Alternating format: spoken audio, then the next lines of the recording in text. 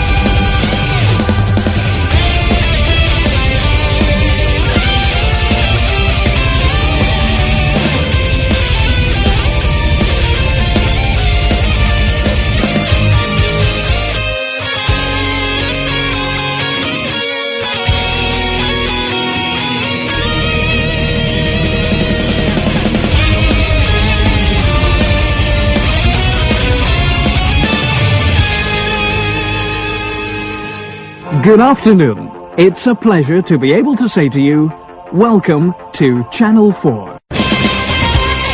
Hello and welcome to Back to the 80s, the podcast that travels back through time in a rose-tinted DeLorean. Yes, it's me, Glenn, aka Dreadwind, from the Cymru Nerd Cave, recording another great podcast for you. I say great, and we recorded it yet. It could be shit for all I know, but here's hoping it's good. Joining me this week is someone that I guested on their podcast a couple of weeks back, talking about a very dark and it could be depressing subject, if not for the resolution. You should go listen to that. It's very, very good. It is my friend and yours, Amazing Amy Walker. Hi, thank you for having me on. It's my pleasure, absolutely. I think I've tried to get you on before, and schedules just didn't match up, but here we are. Yeah, it's awesome. I've been looking forward to it all week. Oh, excellent stuff. You're easily pleased, Amy. If this is the highlight of your week, God, you got a really depressing life. There you go. How are you? Yeah, I'm doing good. Yeah. Great stuff. Any sort of nerdy pickups or anything interesting nerdy going on this week for yourself? Nerdy wise, I had a new book turn up earlier, which is Predator If It Bleeds, which is pretty cool. It's 16 short stories involving the Predator and set within Alien versus Predator universe. All right. Which I'm looking forward to. I got the Alien version of that, and it's really good. So, it's cool. A little Big fan of the Preds, are you? I like them. Yeah, it's one of the films that I grew up watching. My uncle, who was still living at my nan's when I used to go around and stay on the weekend, would have 3 films that I would always sort of borrow from his film collection to watch on a Saturday, and they were Predator, Aliens, and the film that we're talking about today. So it's like kind of growing up with the Predators, and I've got a soft spot for them because of that. Yeah, oh, absolutely. Excellent stuff. Anything else that you've been picking up or reading or watching or? Reading not so much. I'm mostly doing history reading. Really deep there. I've been catching up with the Flash and Arrow stuff. My boyfriend's caught up completely on that with a few months from episode 1 of everything right up to the point where we're going to watch a new episode together tonight, which is going to be weird because I've never watched any of that stuff yet. So it's going to be fun, I think. Absolutely. Oh, there we go. That's always good. As for myself, this week, not much really. It's been just sort of work.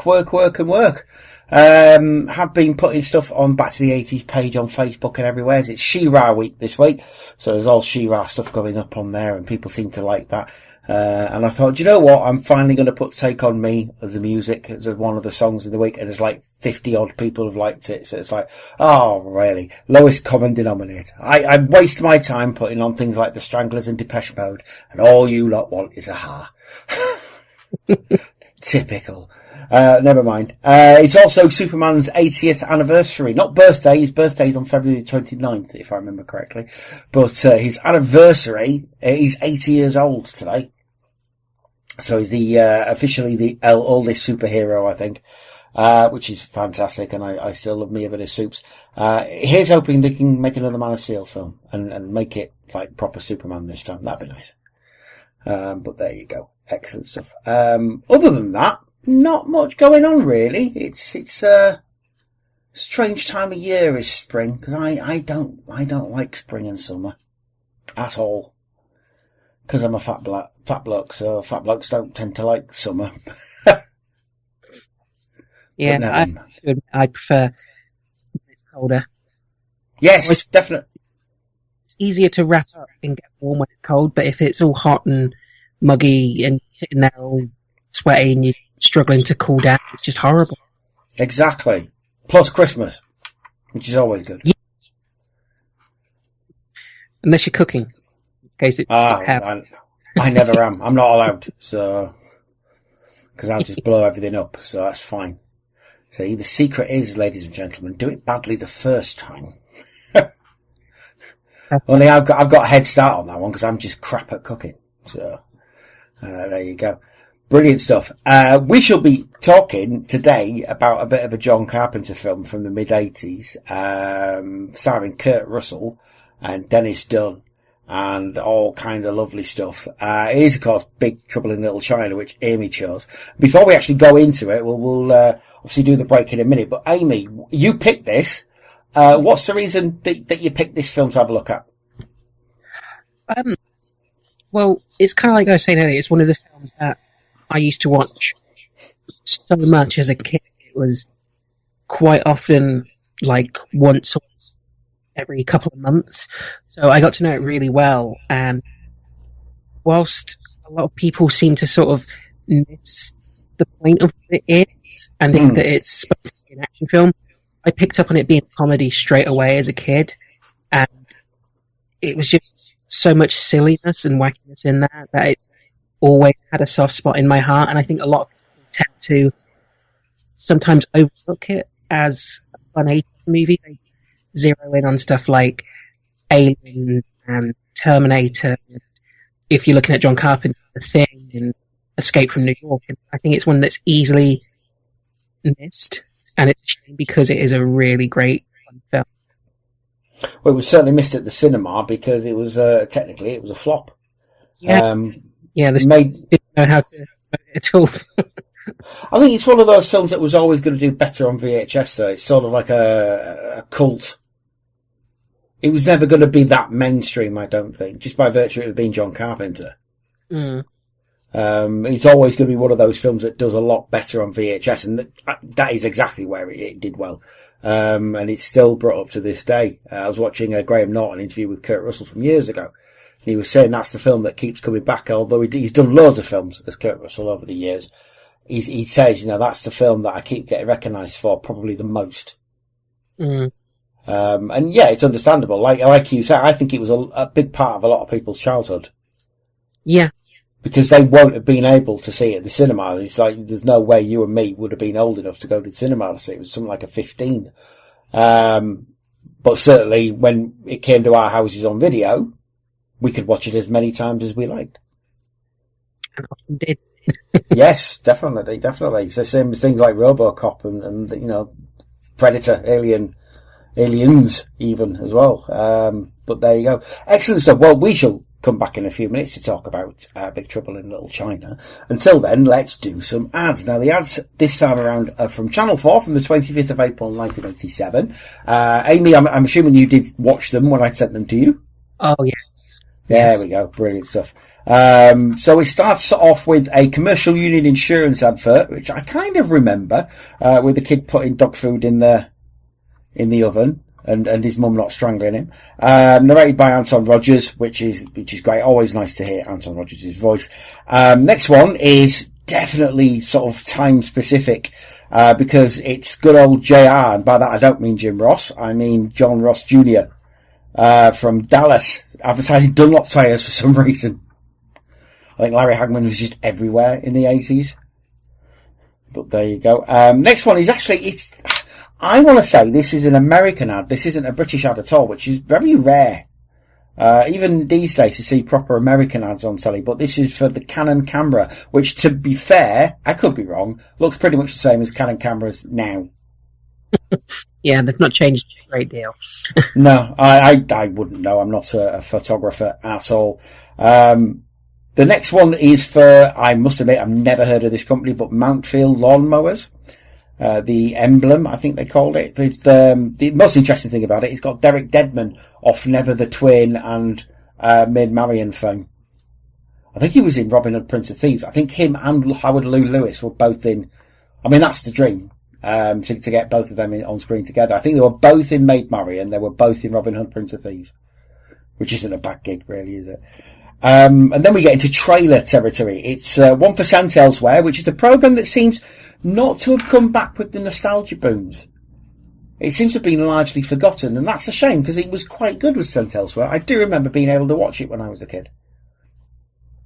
Spoiler alert, it was all a dream. It was very interesting. Very dramatic. Yeah, it was a weird one, because it was ostensibly a medical drama, but it had elements of comedy in it, and then elements of fantasy as well. It was kind of like Moonlighting was, where you weren't quite sure what was real and what wasn't. And it turned out, spoiler alert, turned out that it was all in the head of I want to say he was Down syndrome patient or something like that, but it was all in somebody's head. It was all a dream. Oh, is that the show where it connects to, there's a theory, there's a show like that where it connects to several different universes? Yeah, there's been a few programs like that. Because the Bob Newhart vehicle, Newhart, where he was running a hotel in New England, he had a show previously where he was a doctor, I want to say. And the end of Newhart, he woke up as the character from the previous show and said, "I've just had this weird dream." And then you got the Dallas thing with Bobby being in the shower and Pam waking up. But that was a bodge job, because what had happened there, they'd fired, Patrick, can't remember his name now, but the guy who played Bobby Ewing, they fired the season previously. And that season tanked because he wasn't in it. So they said, "Oh shit, we've got to get him back." So they got him back, but they'd killed him off. They'd really killed him off. So he weren't ever coming back, sort of thing. So they had to come up with the reason why. And the reason was, let's just say it was all a dream. And thus a trope was born. But yeah, it's something they have done before, but I think Sent Elsewhere is just so weird, such a strange series, that it had to be in somebody's head. It can't have been real.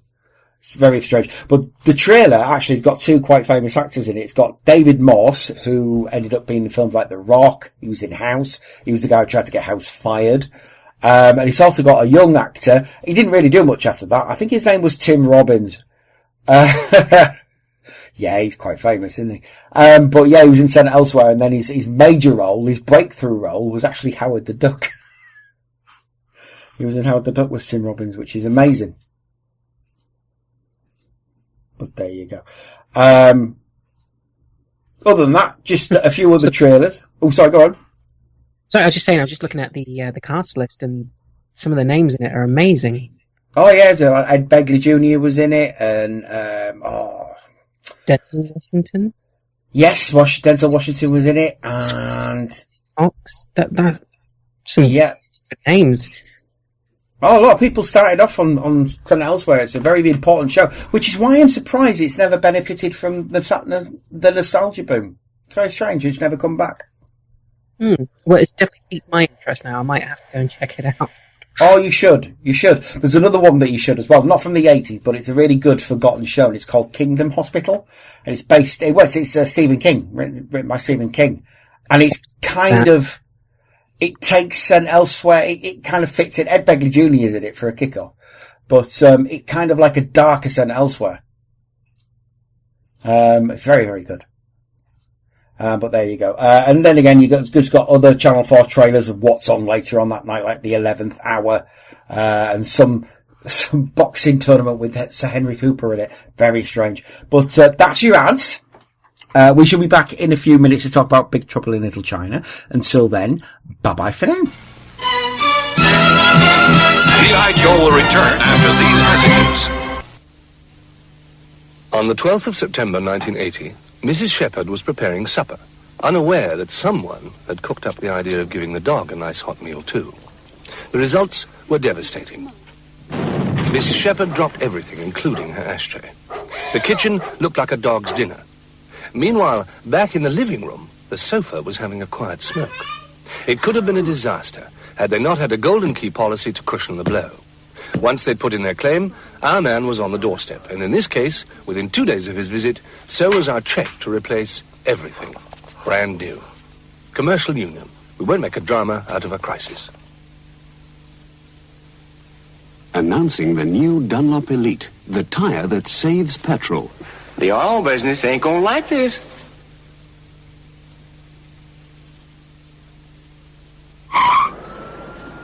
New car, Frank? New camera, Rizzo? Hey, that's the new Canon T50. Automatic load, auto exposure, hour drive wind on. Frank? Canon program 2. Frank? Super bright viewfinder. It's got the lot. Frank, I think you should know. About the interchangeable lenses. Why, it also takes the new speedlight flash. This is a big little camera, Rizzo. I like it. It's foolproof. It was made for you. You know, I could get carried away with this. It's like your car, huh, Frank? My car? The new fully automatic Canon T50. Spring! And it's abusing the old lawnmower time again. Unless, of course, you have a Mountfield emblem. Petrol or electric. An emblem has the power and the sturdy blade to cut short grass, and at the push of a lever, long grass. Even wet grass, and suck up the lot. Much more civilized. Get a mower you can swear by, not at. The emblem. Petrol or electric from only £136.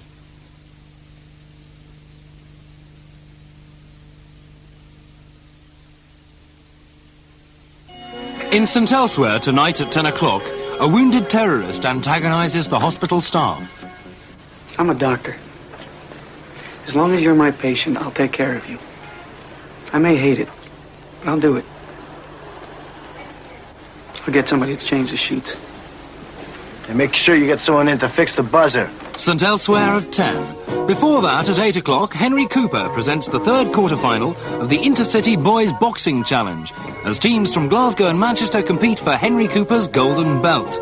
At 9 o'clock, the rise to power of No Din Siem and the beginning of America's military involvement in Vietnam. Then rounding off the evening, the 11th hour with the profile of filmmaker Margaret Tate. Programmes tonight on Channel 4.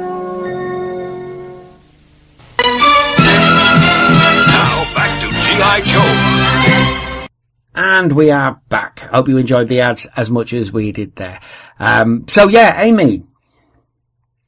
Yes. Big Trouble in Little China then. Quick bit of context for it. It's basically a fantasy martial arts comedy. It's from 1986 and it's directed by John Carpenter, he of The Thing, and Halloween. And, there's an Assault on Precinct 13 was him as well. And lots of other films, Ghosts of Mars, things like that. He's quite a famous director. If you don't know who he is, maybe you should sort of start living in the world. But yeah, he, decided to play the Hollywood game, which isn't usually what John Carpenter does. He's usually quite independent.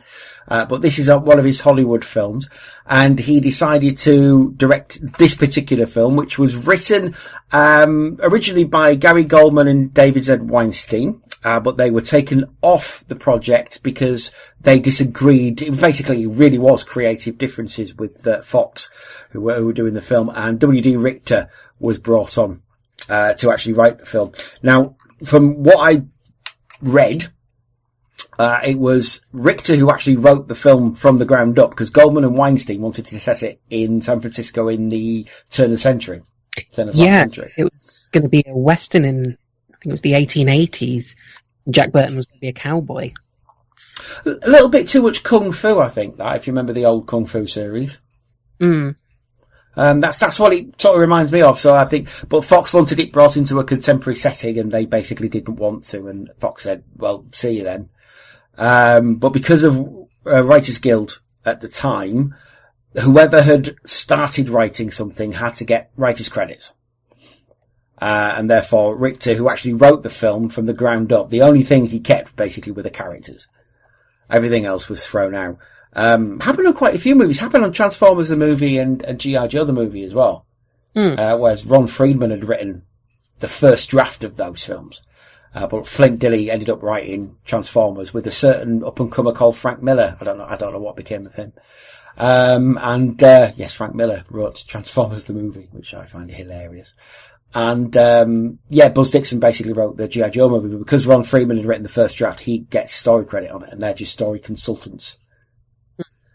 It's weird. It's that they get a credit because they came up with the initial idea, but, if it's like from, Big Trouble in Little China, if it's such a ground up rewrite, saying they're the writers is a bit of a stretch. Not to for what they did, because they sparked the whole thing off, but when theirs was a cowboy film about a guy looking for his horse, and that's Kurt Russell bumbling his way through something that doesn't involve him. Yeah. Basically. But yeah, it's a take on the Hong Kong martial arts films of the 70s and 80s. So things that Jackie Chan, Sammo Hung would have been involved in. Basically, it's the Hollywood take, the first Hollywood take on that. So in a way, it's the John Carpenter version of Enter the Dragon. Because obviously Enter the Dragon was the film that brought the Hong Kong films of that era into sort of Western sensibilities. Very, very, very quick synopsis. So as we said before, Kurt Russell plays Jack Burton, who's a big, rough and tumble truck driver. He wins a bet with his friend Wang, played by Dennis Dunn, who really is the hero of the film. So to make sure that he follows suit on the payment, Jack accompanies to the airport to pick up Wang's Chinese fiancée, Miao Yin. And a Chinese street gang, the Lords of Death, try to kidnap another Chinese girl at the airport who's been met by her friend Gracie, played by Kim Cattrall, intended to sell her as a sex slave, dark already. And after Jack intervenes, they take Miao Yin by mistake. So it's all basically to get Miao Yin back. Along the way, they have to deal with the three storms, thunder, rain and lightning, who are mighty warriors with weather-themed powers, obviously. They end up slaughtering loads of people, and Jack and Wang basically have to face an evil guy called David Lo Pan, who nobody really knows who he is, but is hugely strong with magic. And it's all about their trials and tribulations along the way, and fights and spills and thrills, and it's a great film. It's really, really entertaining. Amy. Yes. Why do you like this film so much? What is it about this film that sort of gets your motor running? I like the fact that on first viewing, when you hear what the film's about, when you see the poster with Kurt Russell at the forefront with his machine in one hand and the shielding, you think this is a cool Hollywood white hero comes in and saves the day, defeats the evil wizard, but it's not. He said Wang is the hero. He basically is, isn't he? Knows what's going on. He's the good fighter. He's the one with the love interest to save. Jack is there initially to get money, then to get his truck back. And other than one lucky shot at the end, it's like they wouldn't have been any worse off without Jack. It's like someone else would have had to take down Lopan at the end, but they'd beaten his guys, they'd taken down his army, they'd have found a way to do it at that point. Yeah, Jack's just incredibly lucky. Yeah, and he's not great or skilled at anything, really, is he? No. Because there's a great bit where he shoots his gun up in the air and it hits masonry and knocks him out. and when he tries to pull his knife from his boot and he throws it, and by the time everyone's been taken out by Wang, it's like, what are you there for, Jack? And then the film doesn't make any bones about that either. It doesn't say, "Oh well, Jack's great," and it's just no, Jack's shit at everything, and Wang is the guy who's good at everything. And it's great to see an actor who, at least now, is so well established as Kurt Russell taking that risk to be like, "Yeah, I'll look like an idiot. I'll do the stupid things," because a lot of actors probably wouldn't do that. It's like final confrontation, standing there with lipstick on. I think it's one of those situations. He'd worked with John Carpenter a lot by this point in things like The Thing and the New York, Escape from New York and things like that. So I think it's one of those things where he trusted him. There was a lot of mutual respect going on. I trust what you want to do in this film. I trust it'll work. It's for the film and I'll do it. Yeah, and I don't know if you've seen any interviews with the two of them or listened to the commentary track on the DVD when they're together. You can tell that they are such good friends and they have a lot of fun making the film. Like, they're on the commentary, they're talking about when they came up with the idea to have Jack in lipstick at the end, and they're giggling throughout it, and they're like a couple of kids reading the story, how they're like, that lipstick's going to come off. Oh, wouldn't it be really fun if you kept it on? And they just can tell they've got this great relationship, and a lot of that energy comes through in the film. And I think if it was a director and lead actor who did know each other and trust each other that well, it probably would have had a very different feel. Yeah, oh no, I absolutely agree. I mean, you get that sometimes, don't you, when you get a director and an actor who they kind of know what each other wants. And you kind of get that in things like Iron Man as well, with Jon Favreau and Robert Downey Jr. And in Iron Man 3 as well, when you had Shane Black directing and Robert Downey Jr. I mean, they know each other really well. And that's why that film took a lot of risks, and it kind of paid off because they trusted what each other could do. And yeah, you're completely right. I think when you get a relationship like that, it's great because you're going to get a better film out of it at the end of the day. Yeah, and that's what, for me at least, makes it a standout film, because it's just a good time. It's a fun, wacky adventure, and there's nothing overly offensive in it or too horrific, even though it does dark things. I kind of look at it as it's the 80s version of Brendan Fraser Mummy film. Yeah. It's a wacky, supernatural adventure with the only difference being the hero, in air quotes, hero in this version is an idiot. But it's this kind of thing, you can just stick it on, have a bit of a laugh, and despite it being 15, I think it's a lot of kids would enjoy the film as well.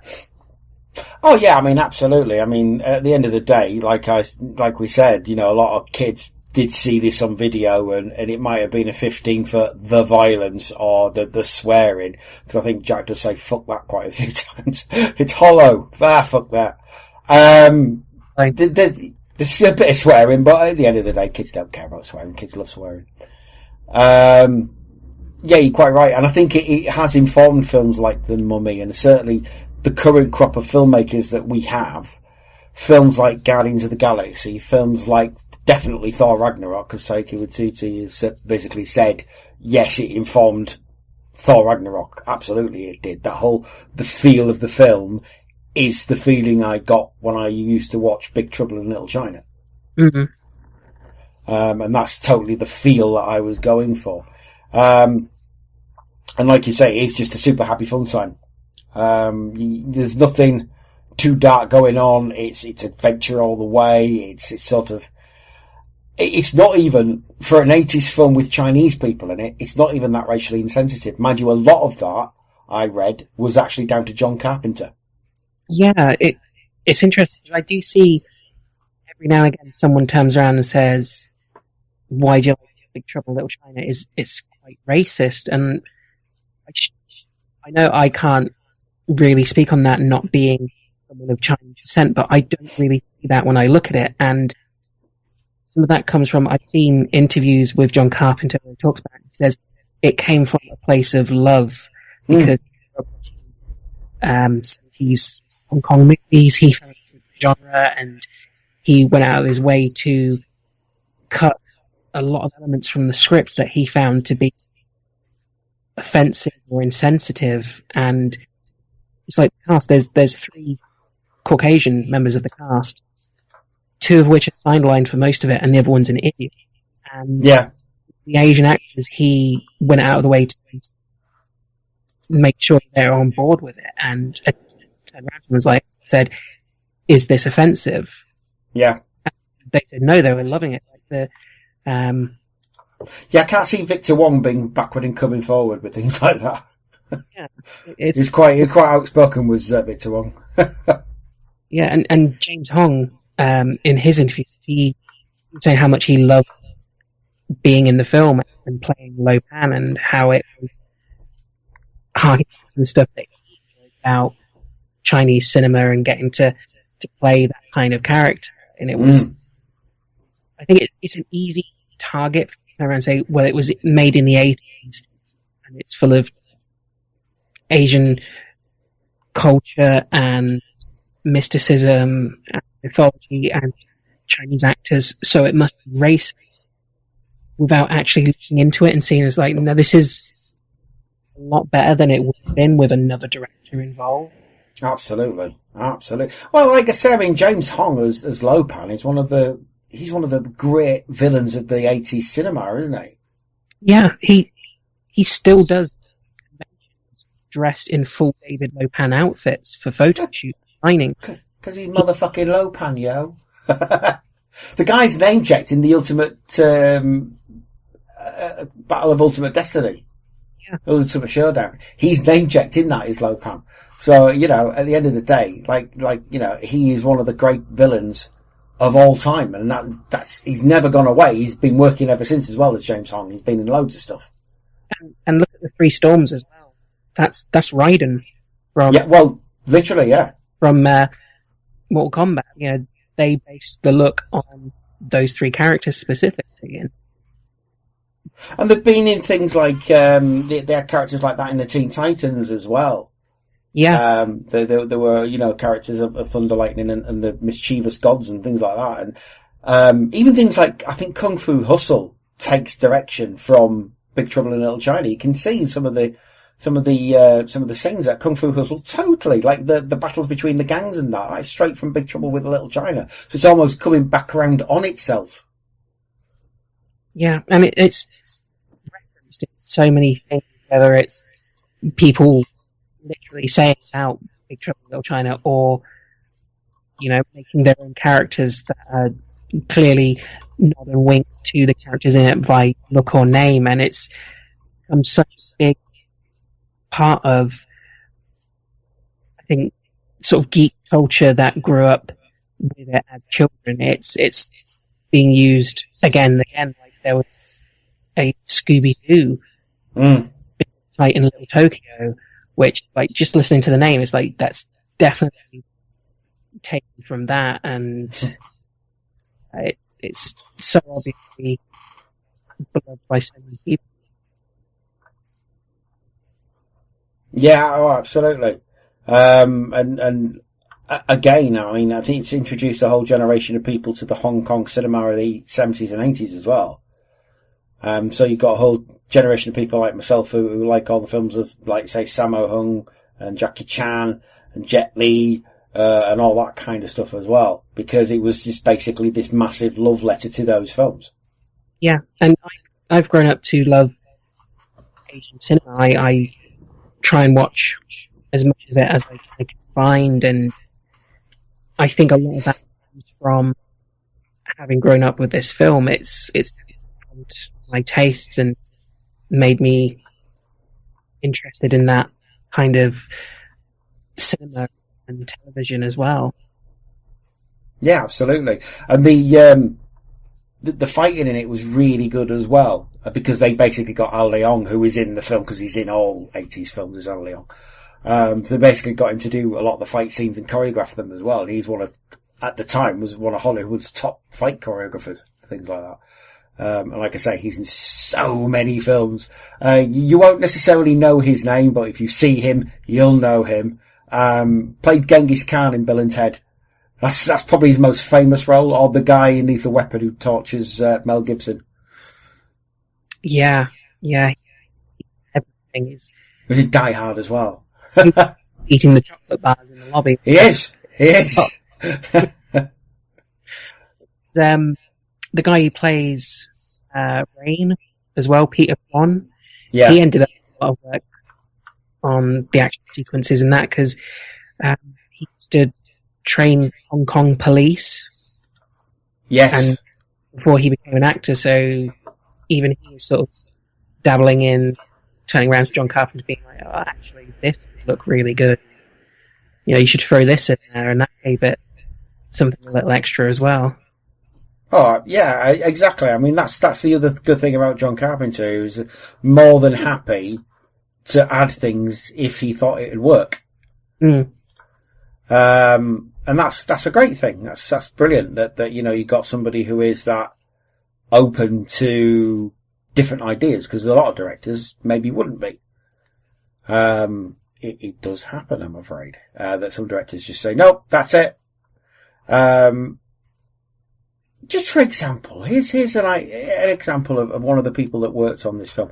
You've got Jeff Imada, who is an American martial artist stuntman. He's a director as well. He's trained in Jeet Kune Do, Eskrima, Taekwondo, Tang Soo Do, Karate, Shaolin Kung Fu, Kendo and boxing.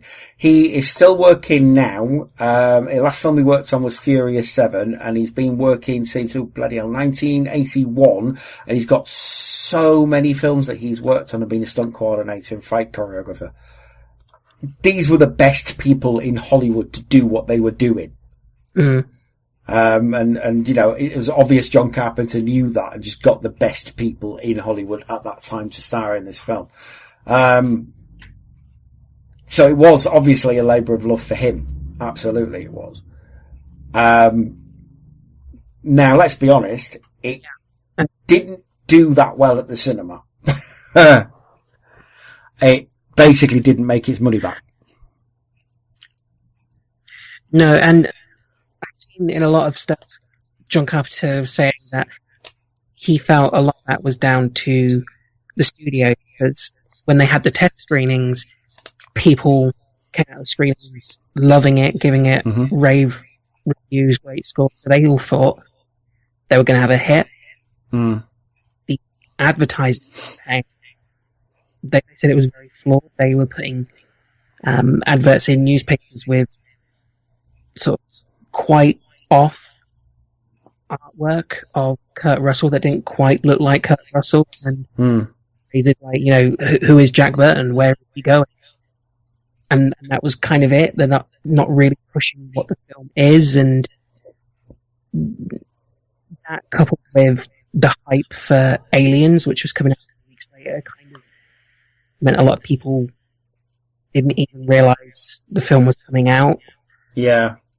There were a few reasons, as far as I can tell. One of them was the advertising wasn't great. They didn't spend a lot of money on it. It was only $3 million. And for anybody who has any idea about advertising in Hollywood, that's nothing. That is very little money. There was also, Paramount, who came out with The Golden Child around the same time, which is a film on a similar premise, but starring a much bigger star at the time in Eddie Murphy. Yeah.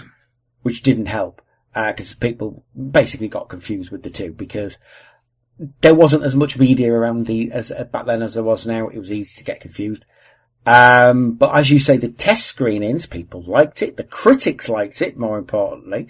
For instance, Harlan Ellison, who is quite famous, he usually is quite brutal, in his, Hollywood critics and things like that, but he said that it was some of the funniest lines spoken by an actor this year to produce a cheerfully blathering live-action cartoon that will give you release from the real pressures of your basically dreary lives. Ebert didn't like it, but Ebert didn't like much, to be fair. He said special effects don't mean much unless we care about the characters that are surrounded by them, and in this movie the characters often seem to exist only to fill up the foreground. And he felt that it was straight out of the era of Charlie Chan and Fu Manchu with no apologies and all of the usual stereotypes. I have a feeling Roger Ebert didn't pay much attention to the film. No. Because that is about as far from it as you can get. But then I said before on this podcast, I don't hold much stock in what Roger Ebert said. He usually made his opinion before he walked through the door. It's the but most... Oh, sorry, go on. You're not going to like it no matter what. Say again, sorry? I was just saying, I think it's the kind of film where if you're going into it thinking you're not going to enjoy it, you're not. You've got to be open to it. If you're kind of negative about it, you'll find stuff to complain about. Yeah, but you can say that of any film, really, but especially this sort of thing. If you think, oh, it's racist, or it's this, or it's that, then you're just going to confirm every bias that you have. But there you go. So yeah, the critical, it says critical failure. I don't think it was a critical failure. A lot more people liked it than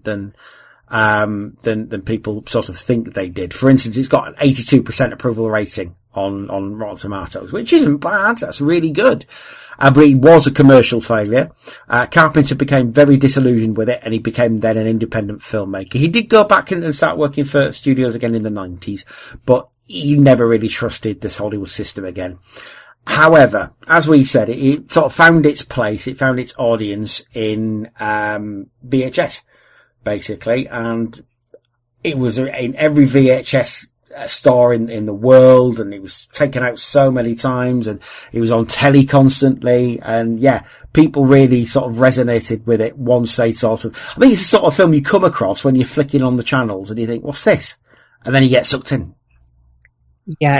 I think the colourfulness of it and you're flicking around, you see 30 seconds of it, you think this looks interesting, I'll give this a go. It definitely grabs you in that really good way. It's batshit crazy. That's why it's mental, and there's nothing else like it. You know, if you say to somebody, describe it, well, you can describe it to a point, but comes a certain point where you think you've just got to watch it. You've just got to see it. If you turned it on that moment where they're in the sewer and that thing comes out the wall. Yeah. Reaction of Jack. It's like, it'll come out no more. Like, what? What'll come out no more? You'd be like, how am I watching? I need to carry on with this.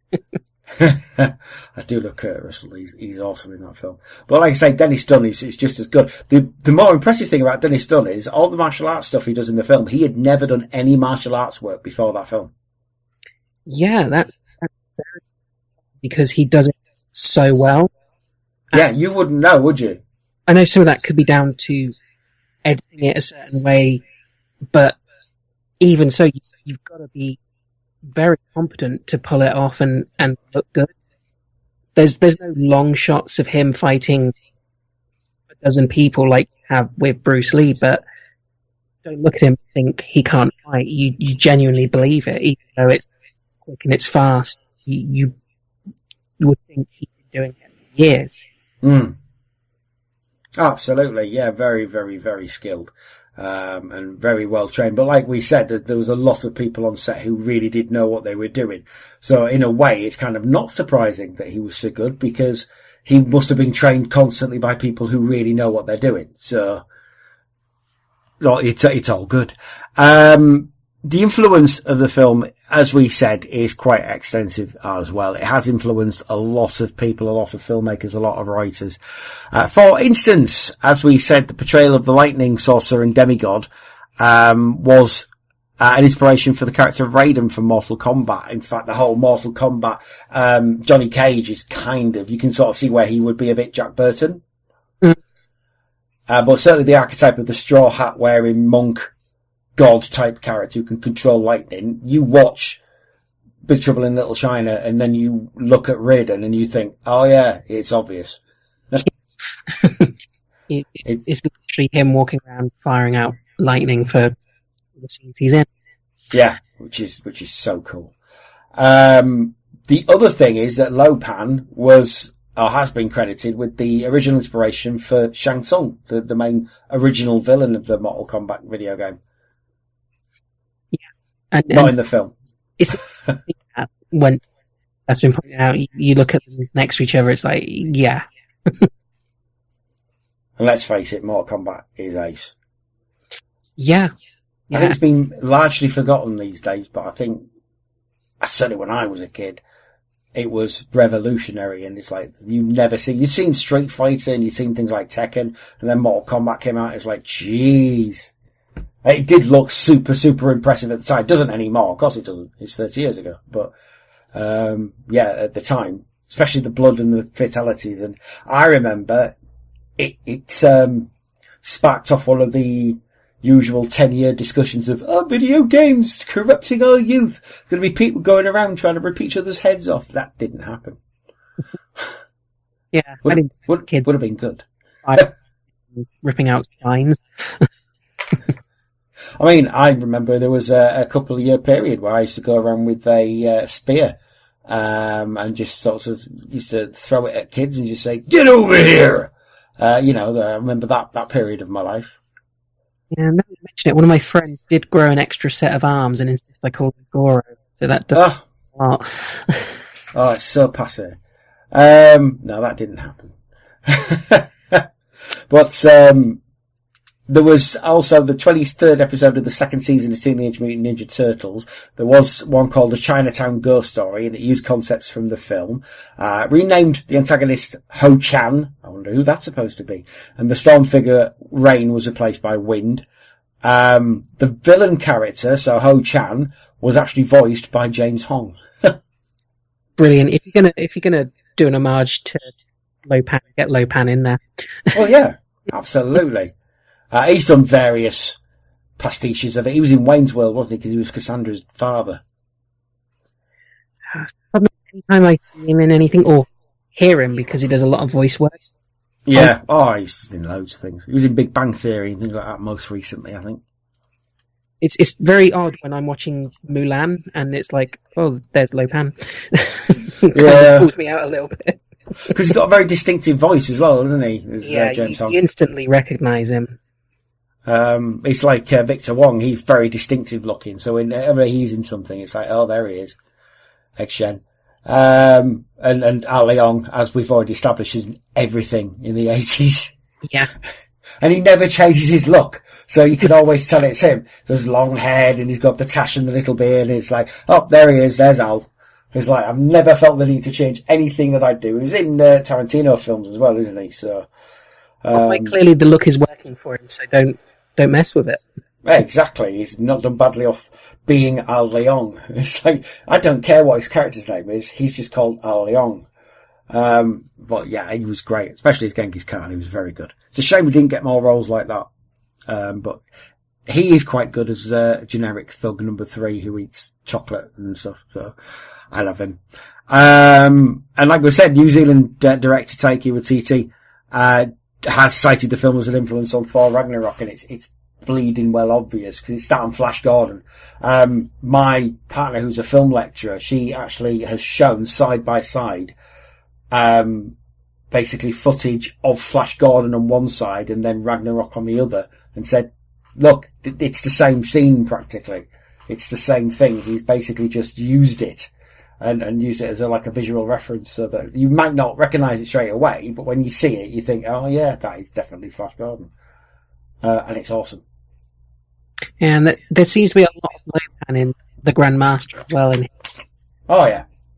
his strange detachment but odd behaviour, and yeah, it's one of those things, it doesn't quite register, but when it's pointed out to you, it kind of makes you enjoy it a lot more. Although it has to be said, it's negligible how much of that is intentional and how much of that is just Jeff Goldblum. Amazing. Oh, he's ace. He's brilliant. And do you know what? One of the best things about Ragnarok is the fact that it brought Jeff Goldblum to a whole new audience who now have just completely fallen in love with him. Because I've known for years that he's awesome. Ever since The Fly, when I first saw The Fly and then the original Jurassic Park and things like that. It's like, yeah, Jeff Goldblum's ace. And then you've got sort of an audience of younger people who just don't know who he is. He's not been in a lot of things recently. And then he's in that and then everyone's like, who's that? And now it's like, yeah. More excited for the new Jurassic World because he's in it. Oh, absolutely. What they need to do is get Laura Dern in it. They need to get Ellie Sattler back, because I would be very excited then. Yeah. Because I loves me some Ellie Sattler. Who knows? She could be in it. They might be holding back from us. That would be very interesting. I know it's going off Trouble in Little China, but from the trailer, it looks like Jeff Goldblum's Ian Malcolm's like giving sort of like a statement in court or in Senate or something like that, isn't it? If they're using it in the advertisement and then in the film they surprise you with Ellie Statler's there, Grant is there, Lexington, you just get all the actors back, that would be amazing. That would be very, very cool. It's just a shame Hammond can't come back. But you never know. They might CGI him. No expense spared. But I do like the idea of this new Jurassic World, I guess, Jurassic World film, that they're trying to save the dinosaurs rather than just run away from them. I think that's quite a good idea. Yeah. And rightly so as well. I mean, they didn't ask to be brought back. Yeah. Turns out Dennis Nedry's been on the island all the time, raising a family with the Dilophosaurus. Hey, look. Hey, look at this guy, everybody. This guy. See? No one cares.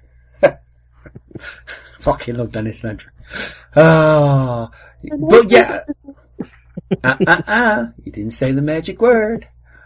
It's such a good film as the original Jurassic Park. We are going to hopefully, there's a friend of mine, Bella, who is very, very much into the Jurassic Park films and dinosaurs and that. We're going to try and get her on, and do Jurassic Park nearer the time to when Jurassic World is coming out. So, but like I say, Big Trouble in Little China, I would say massive influence on things like Guardians of the Galaxy, cause James Gunn, he wears his influences on his sleeve.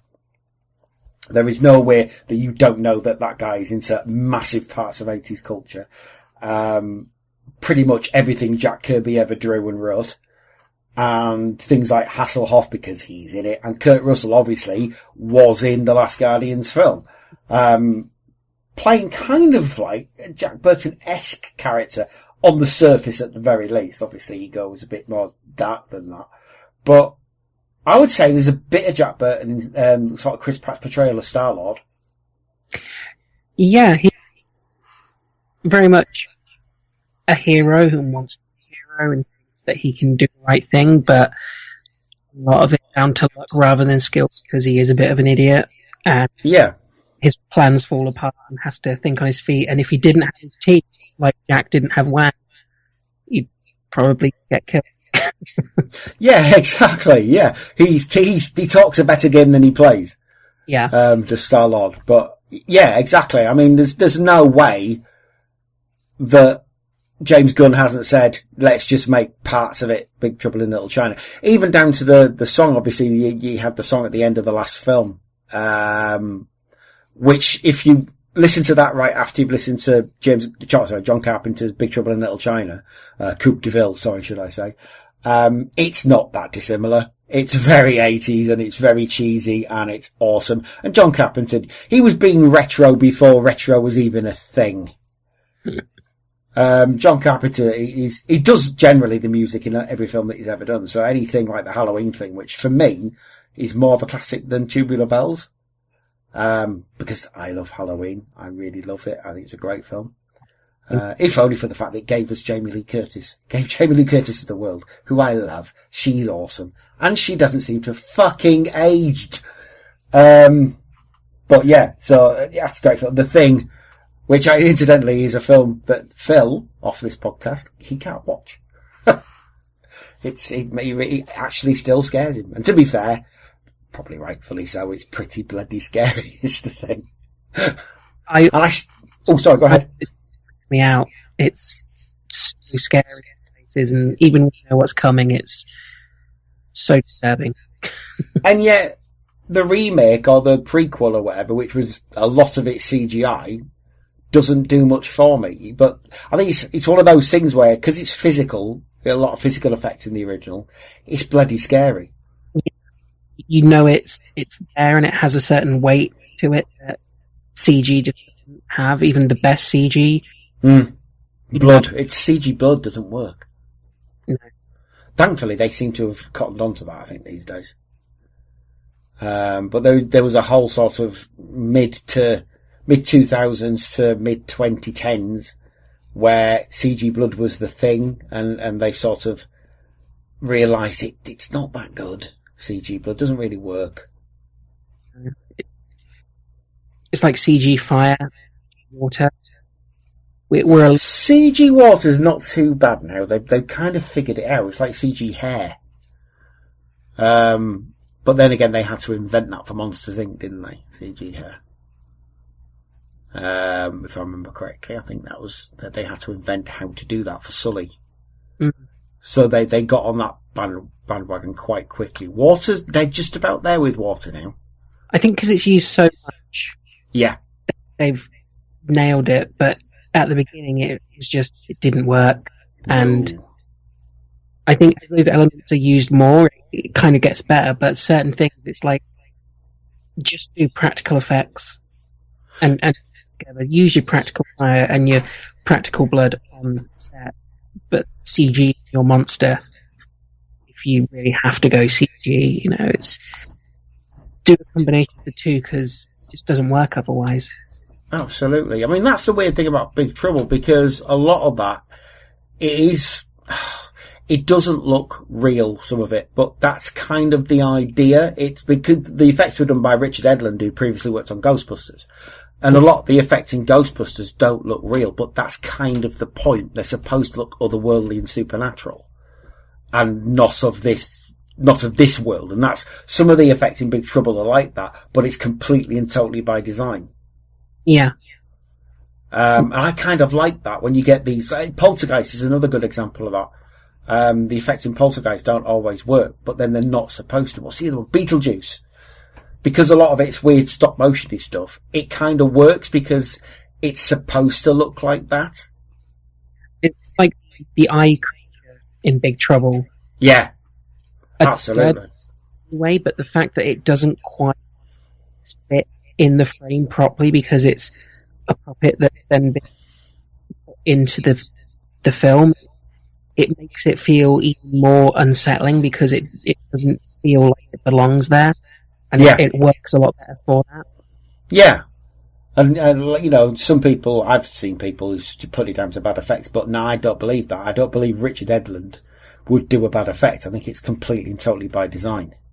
It's supposed to look otherworldly and odd and out of place, and like stop motion snake in Beetlejuice and all the other weird things that Tim Burton does. It's not supposed to look right. It's supposed to put you a bit off kilter, and I kind of respect it. But I think the other thing it gave us, Big Trouble in Little China, was a really good female protagonist as well. Which again, I've already said, John Carpenter gave the world Jamie Lee Curtis. Although she was a scream queen in Halloween, she wasn't helpless in Halloween, I don't think. Not in the damsel in distress way that some women are portrayed. And I think Kim Cattrall in this, certainly, it's stated a few times, she's the brains. Yeah, like she knows what's going on. She's got quite often better plans than Jack. And she'll point out that he doesn't belong there. He doesn't know what's going on. He's a bit of an idiot. And she's not the damsel in distress, even though they go in to rescue her. She's not the shrieking love interest. And it's like they don't even have that final moment of off in the sunset together at the end. It's like, nah, we're good. See ya. Yeah, well, he doesn't want a woman anyway. He wants his truck. Yeah. Which I think is ace. No, I don't want a relationship. I don't want to be bogged down in anything like that. I just want my truck. Yeah. Which is great. And he'd got his truck. He probably wouldn't have been there for the final act. Yeah, exactly. No, it's great. I love that. I love the fact that the monster survives the battle as well. And it stows away on the truck and leaves it open for a sequel that never happened. Yeah. Shame. John Carpenter said he did that as a bit of fun and never intended a sequel. It's crazy by today's standards. Some films do that to be like, here's where we carry it on. But he was like, no, I'm done. That's it. Yeah, absolutely. I mean, yeah, you do get films that I think one of the most famous ones is probably Flash Gordon. Where somebody picks up the ring and a lot of people think that's supposed to be Ming and it isn't. It's supposed to be his daughter. But yeah, you get that. I mean, these days, it's a bit different than it was back then, because you will get films like the Marvel films, for instance, that multi-film deals that they're getting a sequel because they kind of know they're going to make a bajillion pounds. I suppose, oddly enough, one of the ones that isn't going to be like that they don't know if it's going to get a sequel, it's totally getting a sequel, but Thor Ragnarok, which we mentioned a few times. Because I honestly think if that hadn't done well, Thor would have been done. But I think because it resonated with people, I think people just wanted a Big Trouble in Little China style film. I think people like that kind of film now. Yeah, I think people liked it then. I just don't think it was promoted. Yeah, it's because people who had that years ago get to have it again now as adults. It's bringing that nostalgia, which a lot of things are trying to cash in on the 80s nostalgia, but it's an easy way to get people on board. And I enjoyed the first Thor movie. I thought it was pretty good. Second one was dreadful. So if they're going to revamp it by injecting 80s into it, yeah, go for it, because it needed it and it worked so well. Thing is, I don't even think they injected. It wasn't so much, look at it, it's the 80s. I think they just brought that sensibility. And there's a fine line between 80s retro and we're going to make everything look retro and blah, blah, blah. And sometimes it works, like Stranger Things and It, to a certain extent as well. But I think you need a bit of something else as well. You need the whole sensibility. Let's just make a fun action film. As you said, just make a film that's fun. Yeah. I think the world at the moment is a fucking horrible place. People are just disagreeing about everything. People are over-labeling themselves and just they seem to live to be outraged. I think people at the moment. I think it's getting people down. I think that's causing more arguments than anything else, is the fact that some people just want to be outraged all the time. Yeah. Over anything. And then they're arguing or starting arguments with other people who are arguing with them, and the people they're arguing with don't necessarily have a stake in anything, and it's combative. Everything's combative. I think people just want to sort of watch something that isn't having a message. It isn't trying to tell you something. It is just seeing it saying, let's just have some fun. Yeah. I think we need a bit more of that. It's hours that you can just switch off, have a giggle, and don't have to worry, and just enjoy it. I completely agree. I think we need more of that. And hopefully there seems to be quite a few films coming out this year that seem to be of that ilk. So you've got Infinity War in less than 2 weeks now. Not that I'm excited or counting the days down at all. You've got Deadpool, which I'm very excited about. Yeah. You've then got the Solo movie, which I am so on board. I'm so excited to see Han Solo have a fun adventure. Yeah, it's going to be good. You know? A lot of people saying, I think myself and Brad were on about this the other day on the podcast that we did previously.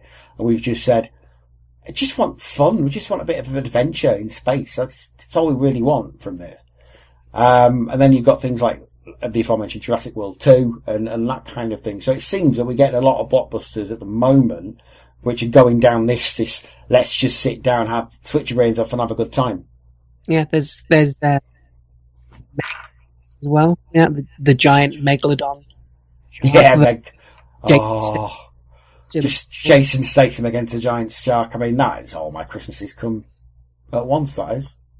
Even though that trailer starts off really creepy and so cool, by the end of it, you're in no doubt of, this is a silly film. This is going to be great. Yeah. And you've got a new Predator film coming out as well. Even if it's serious. It's again is by Shane Black, who has read a lot of Predator fiction and was in the original Predator film. Yeah, it's guaranteed to be fun, and it's like, I think, like you said, this is the kind of year where we need more films like that, and thankfully it looks like we're getting them. Absolutely. But, you know, you look on Twitter, which is just, let's fall out with somebody. Okay. Yeah. Because I got social media accounts on most things. I very rarely post anything. And if I didn't need them for stuff, I'd get rid of them, but it's a way of promoting. Yeah, you need them. Or here's my latest podcast, so I need to keep those accounts. But other than that, I try to avoid them because I just feel depressed after 10 minutes on Twitter and Facebook. Yeah, I don't know what it is at the moment. I think some people just want to cause arguments. I literally think that's all it is. Notice me, and the easiest way to get noticed is to cause an argument, because I'm this, and everybody hates me. Well, I don't think anybody hates you. Oh, they do, because I'm this. Right, okay. Nobody cares what you are. It's your choice to be what you are, whatever you are. Yeah, but I'm whatever. No, nobody cares. Oh, I've just started telling people nobody cares. Because they don't. Everyone's got their own shit to deal with. They don't care about your shit, frankly. But I don't know. That's what the situation that we're in at the moment. And I think we've just got to ride it out and let's just all watch Big Trouble in Little China and have a super good fun time. Going back to what you're saying about a sequel, if you want to see more Big Trouble in Little China, and the listeners, I'm sure they would love more Big Trouble in Little China. It's not a film, but they have done some comic series. Yes. There's been a couple, because there's the one that carries on almost immediately after the film, which is Jack getting in trouble with other Chinese gods and entities for having taken down Lopan, which is quite fun. There's an Old Man Jack, sort of in the vein of Old Man Logan, that I've got but haven't read yet. I'm super excited for is Big Trouble in Little China crossed with Escape from New York. Cool. Jack Burton teaming up with Snake Plissken. I tell you what would be an awesome team up, because they're both useless guys, useless, really handsome looking guys. Jack Burton and Ash. Oh god, that would be so fun. Because they're both similar, aren't they? They're both sort of similar things. Ash, some people think, oh, Ash is really good. He kind of is good fighting, but he's not a thinker. He's got good at what he's good at, but he's still an idiot. And is full of himself. Yeah, and will sell you out at the drop of a hat. Yeah. He's not especially a good guy, is Ash. Yeah, it's like, well, from what we've seen, Jack isn't going to sell you out. No. If you had to come up with a plan with those two people, just give up. Absolutely. And we'll get hurt, and Jack will probably hurt himself. Yeah. Absolutely. But I'd love to see a team up with them. That'd be awesome. If anyone's listening and wants to do a team up with those two, definitely go for it. So fun. So I can imagine sort of Bruce Campbell living in that universe. Yeah, Deadites and Lopan and his monsters, they could all easily be within the same mystical universe. Absolutely. I mean, just basically anything with Bruce Campbell's in it's awesome anyway, so. I do have to say as well, I've got the Big Trouble in Little China IMDb page on my screen here, and in the right-hand side, in the article you might be interested in, there is a thing about Evil Dead, so I've got a picture of Jack Burton and Ash on my screen. There we are. A coincidence, but yeah, they do kind of look great side by side. Absolutely. Brilliant stuff. Oh, that's excellent. Amy, it's been a pleasure having you on. Yeah, it's been great to come on and talk about film I love. I don't get to do fun things like this as often as I'd like to. Oh, well, we'll definitely have to have you on again then, if you'd like to come back on. Definitely, yeah. Excellent stuff. We have another one of the films that you watched in the 80s. Obviously, just a little footnote to this. Obviously, like I said, Deadpool's coming out soon. And there is a trailer where Deadpool calls Cable One-Eyed Willy. And I did a little giggle, because obviously it's Josh Brolin from The Goonies.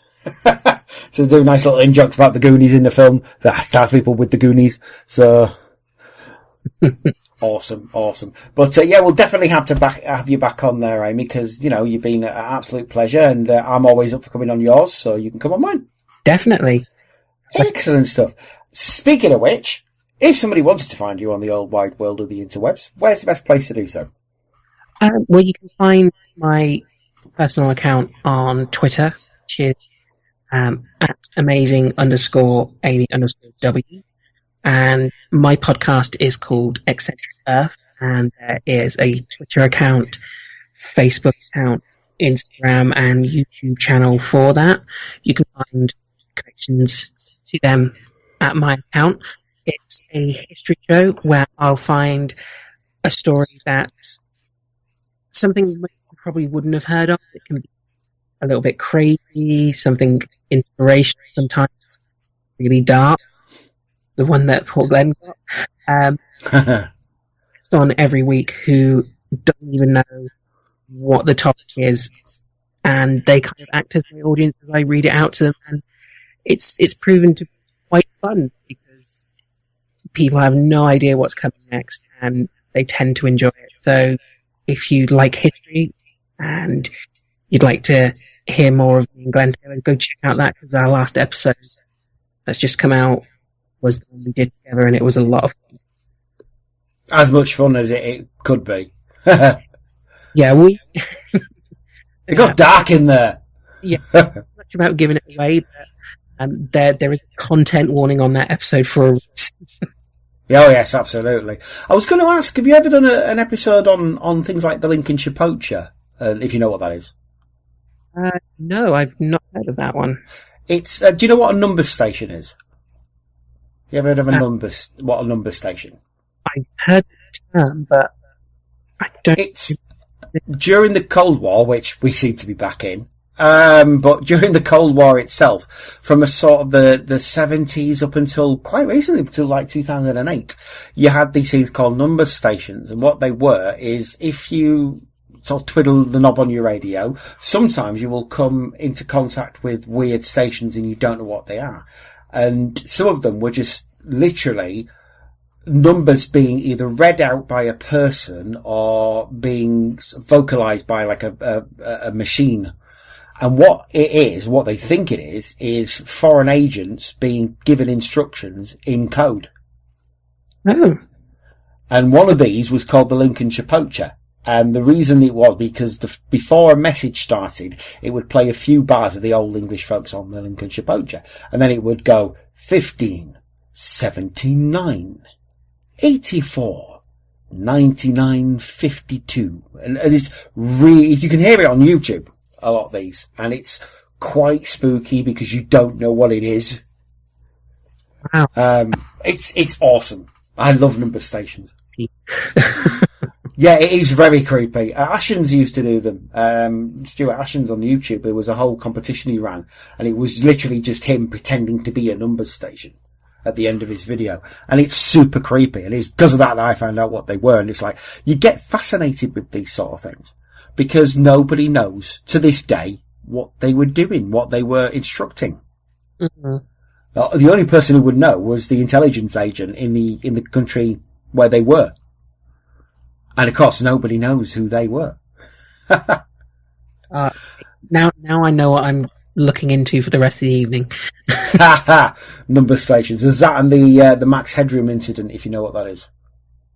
No, I never. Oh, this is a very creepy one. In the 80s, PBS used to show the Doctor Who, Tom Baker era Doctor Who in America. And one time a station in Chicago was showing Horror of Fang Rock.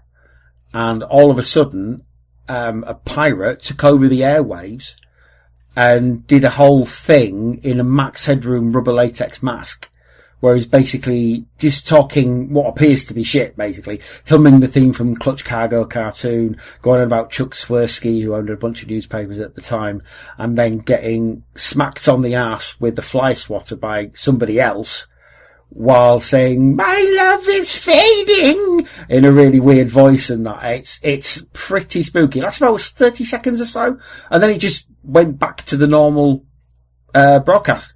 They've never found who it was. They don't know why they did it.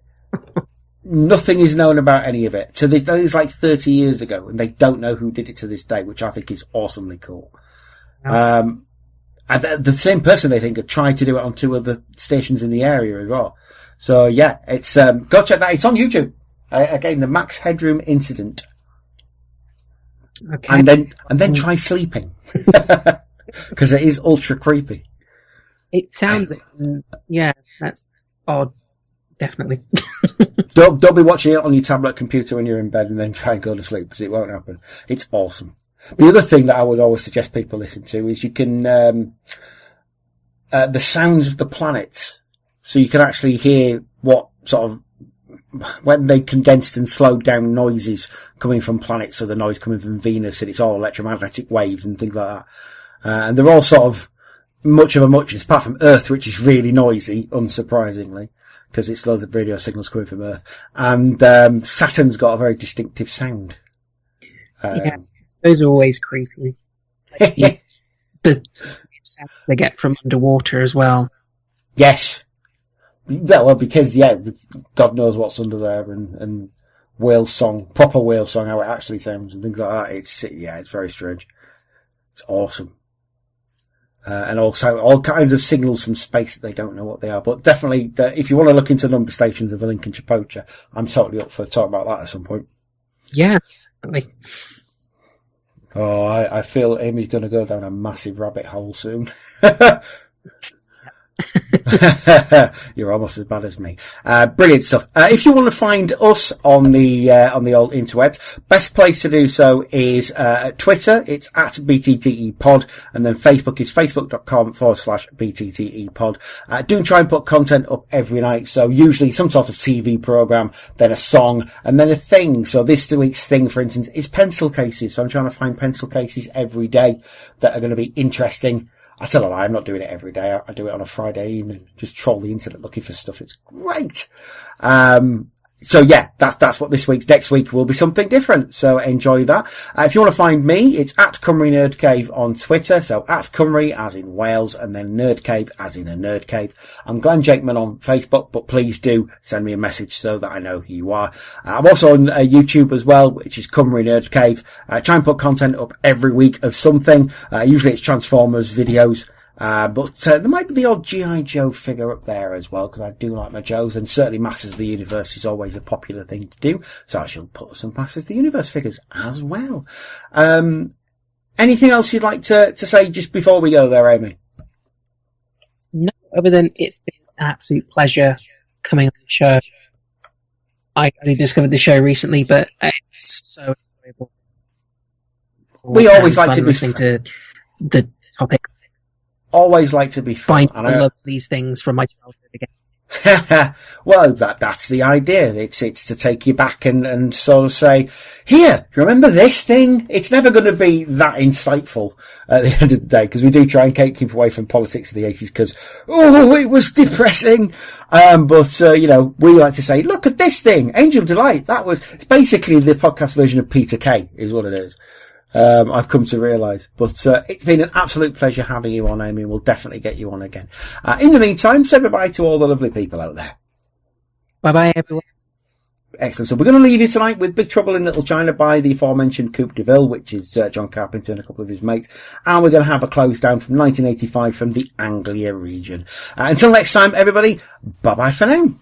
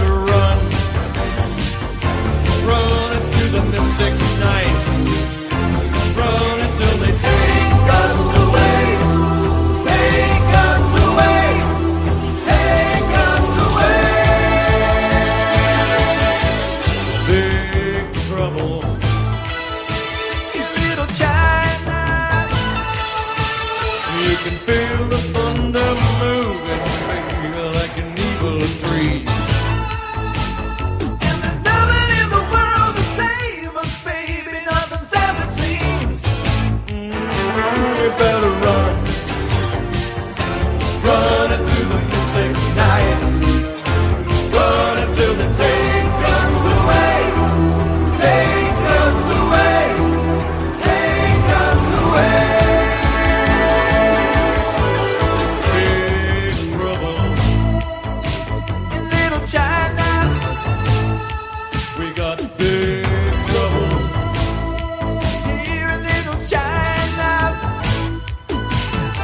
can feel the wind is rising, baby, now the truth is here. Out of the darkness coming, baby, all the things you fear. We better run, running through the mystic night, running through the rolling fire, running through the burning blaze.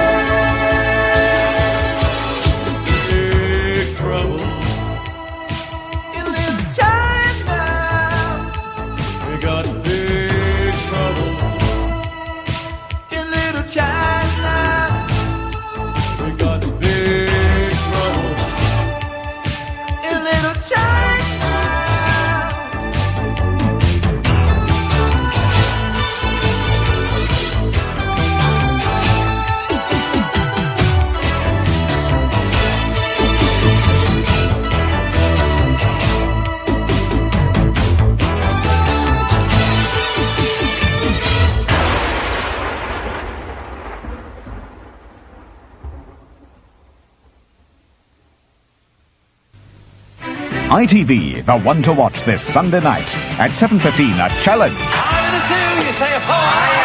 I'm in the 4, you say a king. I'm in the king, you say an 8. Play your cards right with Bruce Forsyth for big prizes.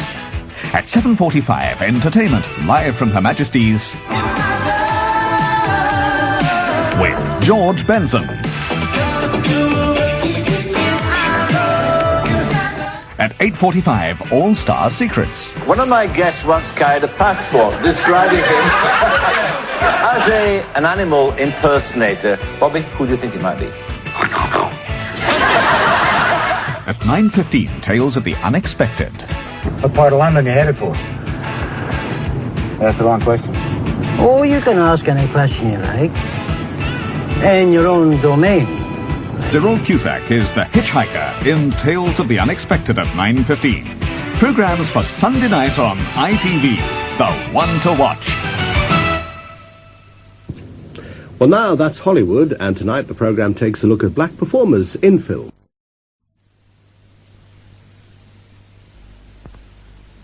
And now here is the 9 o'clock news. Time to get to work, George. Yes, Phil.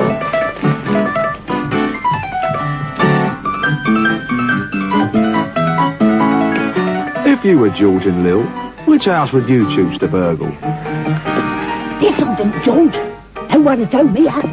When you're out for the evening, do yourself a favour. Leave a light on in the downstairs room. It could stop George and Lil calling round. Good night's work, hey, Lil. Hey, Lil, we've been done. George, you should have left the light on. Yeah, there's some funny people about.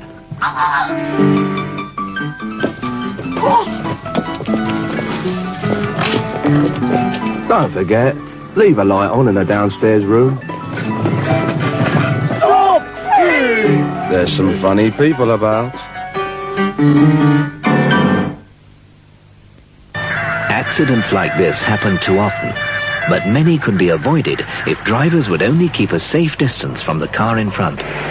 Most drivers know this, but judging the distance between moving vehicles is difficult, particularly if you're on a motorway traveling at higher speeds.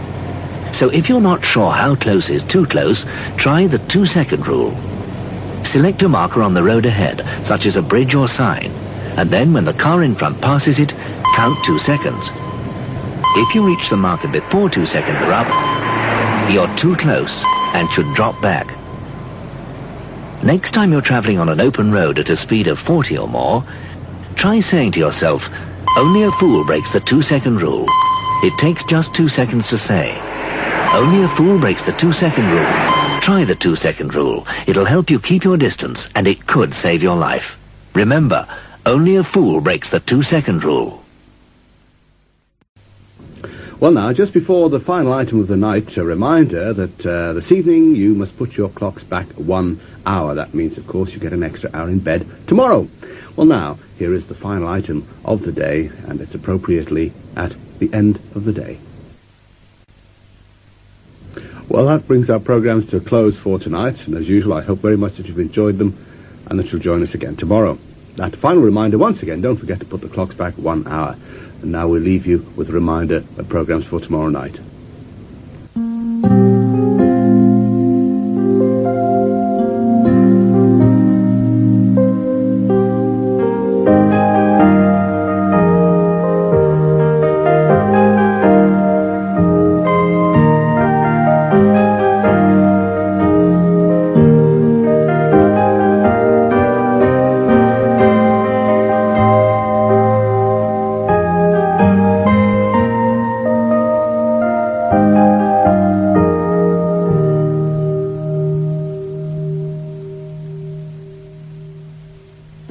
And it's 12:39 with a final look at the clock.